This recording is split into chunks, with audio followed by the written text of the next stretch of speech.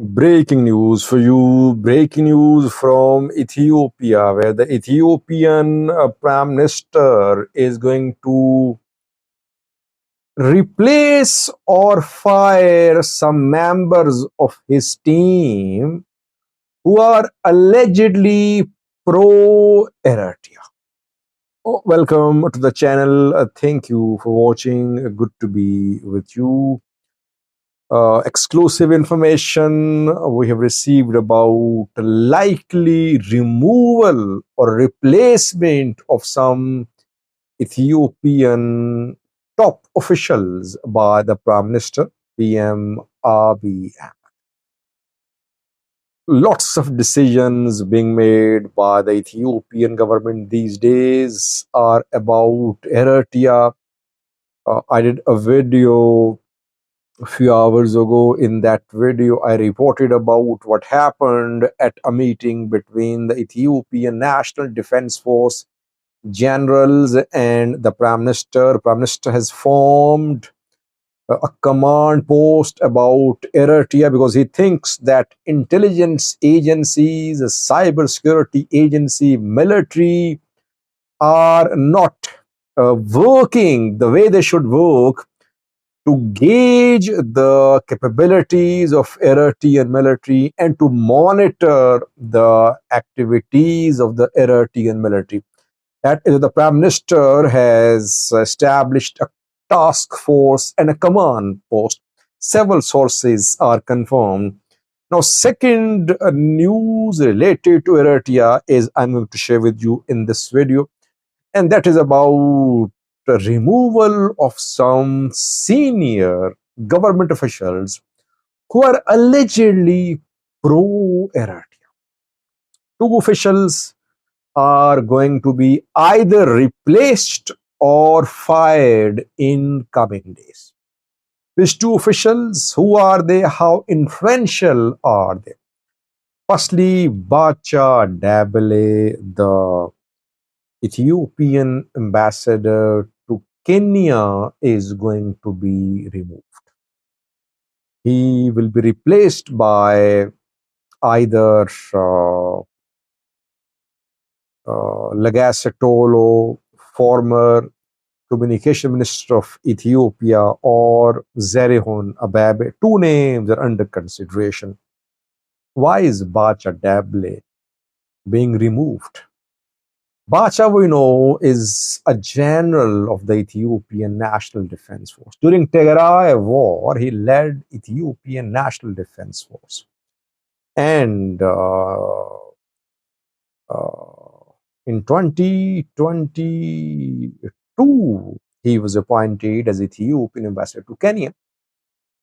This appointment of ambassador to Kenya is very important, by the way, because Kenya has links to Ethiopian politics, Ethiopian security. Ethiopian opposition groups operate in Kenya, political groups. And when it comes to Ethiopian Prime Minister's efforts to secure another term to the next election, Kenyan role will be crucial. Will Kenya allow itself to be used by Ethiopian opposition political groups? What about Oromo Liberation Army's presence in Kenya? So Kenya is one of the players in the horn in this part of Africa, which is linked to Ethiopian political and security situation. Abiy is not satisfied with Bacha Debele's performance. He wants someone in his place in Kenya who will proactively work to ensure that no opposition political elements are based in Kenya. Jawar had to leave Kenya, you know. Jawar could not launch his book from Kenya. And Bacha Debele played a role in the removal of Jawar from Kenya. But more importantly, for the Prime Minister of Ethiopia, Bacha Debele is not. Bacha Debele is pro-Eritrea. In some interviews, Bacha Debele took a position which aligns with Eritrean government position. For example, last year, I think, yes, last year, or it was 20, yes, last year, I remember. It was 2023 or 2024. I don't remember the exact date, but back then, Bacha Debele in a virtual meeting said that Eritrean military was not in occupation of any Ethiopian territories. Back then, tensions were high between the Tigray side and the Ethiopian federal government. Eritrea, Ethiopia relations were still uh, intact and working. After that, bilateral relations between Eritrea and Ethiopia deteriorated. So Bacha took a pro-Eritrea position in several of his talks. In 2022, in an interview, he said that where they led ENDF forces, Ethiopian military was decimated by Eritrean forces in 2000, when Ethiopian military wanted to move towards Assab, and in Bore, Ethiopian military was destroyed by Eritrean military. So Bacha Abiy wants now those people in government who are ready to confront Eritrea, who are ready to take on Eritrea. Bacha does not fit in the new setup reportedly. Firstly. Second, so he is going to be removed or replaced.